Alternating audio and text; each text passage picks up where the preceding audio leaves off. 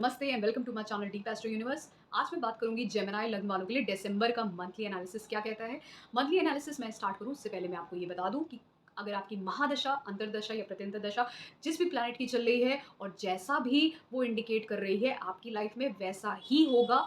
जो बड़े प्लैनेट्स होते हैं जब भी वो ट्रांजिट करते हैं, रेट्रो से डायरेक्ट होते हैं, मतलब बकरी से मार्गी होते हैं, मार्गी से बकरी होते हैं, या अपना साइन चेंज करते हैं, हाउस चेंज करते हैं, इस तरीके से कुछ भी करते हैं, तभी चीज़ें इवेंट लाइफ में आपके महादशा अंतरदशा में ट्रिगर करती हैं। तो शनि, राहु, केतु और बृहस्पति बहुत इंपॉर्टेंट बड़े प्लैनेट्स हैं जिनका ट्रांजिट सबसे इंपॉर्टेंट होता है, सबसे ज़्यादा महत्वपूर्ण होता है। और फिर उसी के हिसाब से आपकी लाइफ में क्या इवेंट होने वाला है, क्या हो रहा है, ये सब पता चल जाता है। फिर बात करते हैं, शुरू करते हैं हम शनि से। तो सैटर्न जो है अभी फिलहाल शनि शतभिषा नक्षत्र, राहु के नक्षत्र में है। शनि जो है आपके नवम भाव में है, भाग्य को बढ़ाता है। और क्योंकि शनि आपके अष्टम और नवम दोनों घर का मालिक है, तो भाग्य से जो कुछ भी मिलता है उसके साथ आपको ट्रबल और प्रॉब्लम भी मिलती है, क्योंकि अष्टम भाव का भी मालिक है। स्ट्रगल और प्रॉब्लम सिचुएशन, मतलब अच्छी चीज़ होगी, भाग्य से मिली होगी, लेकिन उसके साथ प्रॉब्लम भी मिल जाती है। तो शनि यहाँ पे बैठ के आपके भाग्य को बढ़ा रहा है। तो राहु के नक्षत्र में है, राहु आपके दसम भाव में, दसम भाव का राहु बहुत अच्छा होता है आपके करियर में। अभी धीमे धीमे आपको बहुत सारे चांसेस देगा जहाँ पर आपका स्टेटस राइज करे, और आप अपने करियर पे ही पूरी तरीके से इस 1.5 साल फोकस करने वाले हो, अपने करियर को बढ़ाने में, अपने स्टेटस को बढ़ाने में।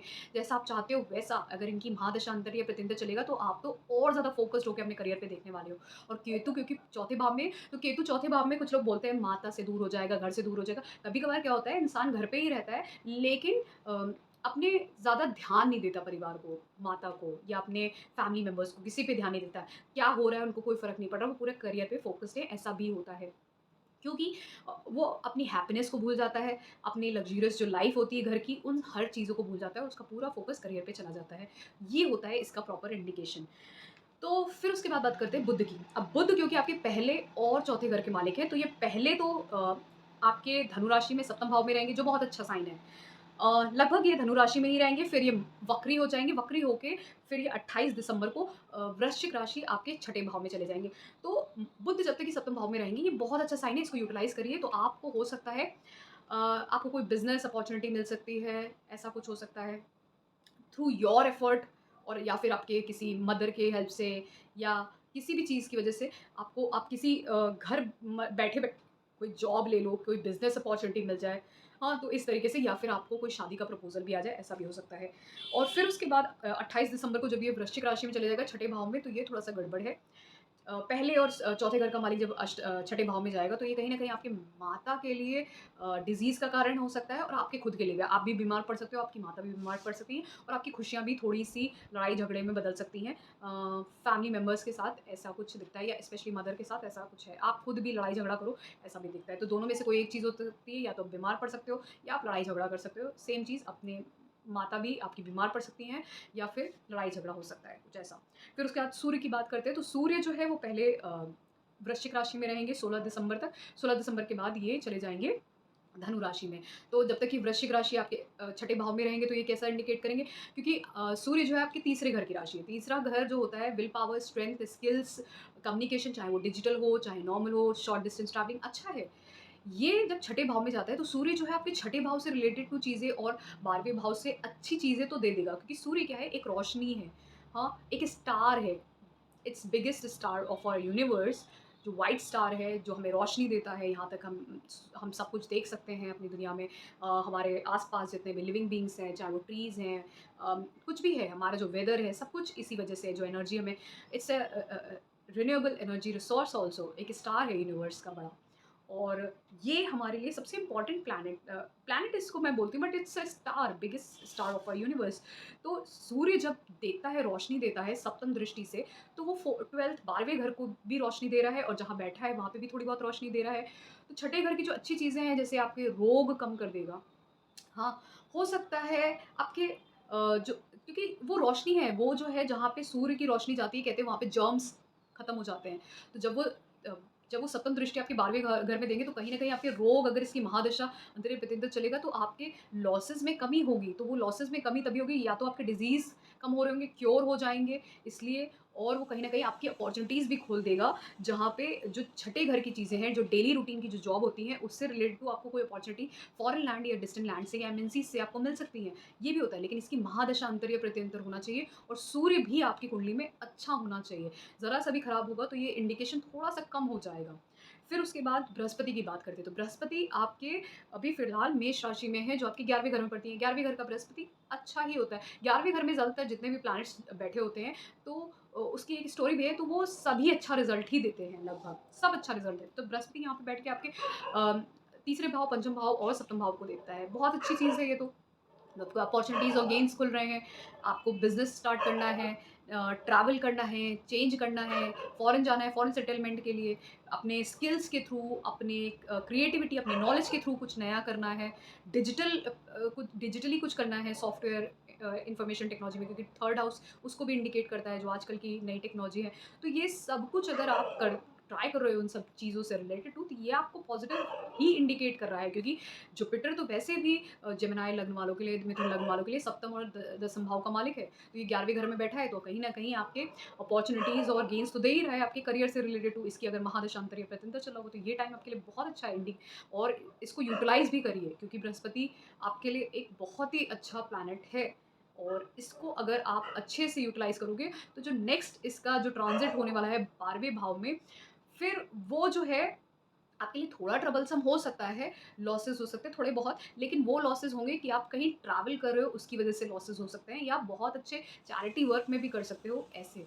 तो फिर उसके बाद बात करते हैं शुक्र की। शुक्र लगभग पूरे दिसंबर तुला राशि लिब्रा साइन में रहने वाले हैं। तुला राशि लिब्रा साइन में ये जो पड़ती है, ये आपके पंचम भाव में पड़ती है। तो ये बहुत अच्छा इंडिकेशन है। 12वें घर का मालिक वैसे तो पंचम भाव में जा रहा है, तो ये हो सकता है कि आपके खुद के इंटेलेक्ट का लॉस हो रहा हो, आपकी नॉलेज का लॉस हो रहा है कहीं न कहीं। जो आप नॉलेज यूज़ कर रहे हो, जो आप क्रिएटिविटी यूज़ कर रहे हो, उसका कहीं न कहीं व्यय हो रहा हो, लॉस हो रहा हो। लेकिन क्योंकि ये अपने ही घर में बैठा है, तो फिर भी जो भी आप क्रिएटिविटी से कुछ भी करोगे, हो सकता है अ, इसकी वजह से आपको एक लेटर हाफ़ में आपको इससे कुछ पॉज़िटिव रिज़ल्ट मिल जाए। शायद वो जो पॉज़िटिव रिज़ल्ट हो, वो कहीं न कहीं कनेक्ट करता हो फ़ॉरेन लैंड से। अगर आप उसको यूटिलाइज़ करो, अगर आप अपनी एजुकेशन को, अपने इंटेलेक्ट को, अपने स्किल्स को, क्रिएटिविटी को यूटिलाइज़ करते हो, तो आपको opportunities 12th house foreign opportunities भी मिल सकती हैं, या आपका कोई कनेक्शन भी हो सकता है। 5th हाउस इन सब का भी होता है, जो आप धार्मिक चीज़ें जो करते हो ना, 5th हाउस उनका भी होता है, जो ख़ासकर मंत्रों का होता है। हो सकता है आप बहुत ही ज़्यादा स्पिरिचुअल हो जाओ, मंत्रों वाली साधना करना स्टार्ट कर दो, ऐसा भी हो सकता है इस टाइम पीरियड में। अगर इसकी महादशा अंतर या प्रत्यंतर चल रहा होगा, तो ये इस टाइम पीरियड में हो सकता है मंत्रों की साधना करना स्टार्ट कर दो, क्योंकि स्पिरिचुअलिटी का हाउस और 5th हाउस मंत्रों की साधना से कनेक्ट हो रहा है, तो ये हो सकता है आप डेली रूटीन में करने लग जाओ, ये भी हो सकता है। और क्योंकि वीनस अपने ही घर में है, तो ये आपके बॉन्ड जो है, रिलेशनशिप्स जो हैं, ये अच्छे करता है। बस क्योंकि 12th हाउस का है, तो ज़्यादातर अगर व्यय अगर करवाएगा, तो अच्छी चीज़ों में ही करवाएगा, बुरी चीज़ों में नहीं करवाएगा, क्योंकि ये अपने घर में ही बैठा हुआ है। तो इसलिए अच्छा इंडिकेशन है। फिर उसके बाद जब ये वृश्चिक राशि में 25 दिसंबर को चला जाएगा, तो यहाँ पर ये कुछ टाइम पीरियड के लिए 25 से 27 दिसंबर में इसका मंगल के साथ इसकी युति होगी, कंजंक्शन होगा। तो ये टाइम पीरियड ये बताता है कि कहीं न कहीं आपके बीच का जो बॉन्ड है, स्पेशली मेबी भगवान के साथ, या फिर अपने बच्चों के साथ, वो इंक्रीज़ हो सकता है। अगर आपके बच्चे हैं या आपका लव पार्टनर है, उसके साथ, या फिर भगवान के साथ कोई आपका बॉन्ड जो है बहुत ही स्ट्रॉन्ग हो सकता है। आप बहुत ज़्यादा धार्मिक हो सकते हो इस टाइम पीरियड में, और आप स्पिरिचुअल वर्क कर सकते हो। कुछ ऐसे मंत्र जप या ऐसे कुछ चीज़ें, तंत्र क्रियाएँ या कुछ भी ऐसा, योग क्रियाएँ ऐसा कर सकते हो इस टाइम पीरियड में। ये बहुत अच्छा इंडिकेशन है। अगर आप इसको, अगर ये गलत तरीके से यूज़ किया, तो ये जो कंजंक्शन है, ये लड़ाई झगड़े का भी कारण बन सकता है। लेकिन लड़ाई झगड़ा किससे होगा? ये जो लॉसेस जो होंगे एनर्जी और टाइम का, ये ज़्यादातर किससे होगा? ज़्यादातर आपके लव रिलेशन जो भी बॉन्ड है, उन लोगों के साथ होगा। तो उनके साथ फाइट हो सकती है। तो क्योंकि ये जो कंजंक्शन है, ये दोनों तरीके की एनर्जी को डिनोट करता है। या तो लड़ाई झगड़ा हो जाए, या फिर आप इस एनर्जी को, इस तंत्र क्रिया के लिए भी यूज़ कर सकते हो, स्पिरिचुअलिटी या मंत्र जप के लिए, इन सब चीज़ों के लिए भी यूज़ कर सकते हो इस एनर्जी को। फिर उसके बाद क्योंकि मैंने मंगल की बात की, तो मंगल जो है लगभग पूरा दिसंबर ही वृश्चिक राशि में रहने वाला है, अपने ही घर में छठे भाव में। छठे भाव का मंगल बहुत अच्छा होता है, ये कॉम्पिटिटिव एनर्जी को आपके अंदर डालता है। अगर आप कोई कॉम्पिटिशन क्लियर करना चाहते हैं, कोई कोर्ट केस, कोई लिटिगेशन, तो मंगल यहाँ पे बैठ के उन सब चीज़ों में आपको हेल्प करेगा। और हो सकता है आप कोई एग्ज़ाम अ, मतलब इंटरव्यू क्रैक कर लो और आपको अच्छी जॉब लग जाए, ये भी हो सकता है। अगर कोई आपका कोर्ट केस, लिटिगेशन चल रहा था, उसमें भी आप विन कर जाओगे। कोई आपको बीमारी थी, उसमें भी आपको हेल्प होगी और आपको सॉल्यूशन मिल जाएगा, उसका क्योर मिल जाएगा। तो ये बहुत अच्छे इंडिकेशन है मंगल यहाँ पे बैठ के। तो ओवरऑल मैं ये बोलूँगी कि जेमिनी वालों के लिए ये पूरा जो दिसंबर है, ये बहुत अच्छा है। आप इसको यूटिलाइज़ करो, स्पेशली जो आप चेंज अपनी लाइफ़ में देखना चाह रहे हो, जिससे आप ट्रैवल कर सको, अपने दूसरा फॉरेन सेटलमेंट कर सको, किसी और जगह पे जहाँ पे अभी हो, वहाँ से कहीं दूर, और कहीं दूर जा सको, नई जॉब पा सको, नए गेन्स हों आपकी लाइफ में, नए चेंजेस हों, ये सब आपको इंडिकेट करता है। लेकिन कैसे? आपको थोड़ा-सा स्पिरिचुअल बनने की ज़रूरत है और थोड़ा-सा मंत्र साधना करने की ज़रूरत है, क्योंकि चार्ट भी आपको इंडिकेट कर रहा है कि अपने नॉलेज का, अपनी मंत्र साधना का उपयोग करिए, भगवान में बिलीव करिए, तो चीज़ें आपके अकॉर्डिंग हो जाएँगी, आपको हेल्प मिलेगी, हायर पावर्स भी हेल्प करेंगी, आपका लक भी हेल्प करेगा आपको। Thank you so much. अगर आपको ये पसंद आए, so please do subscribe to my channel D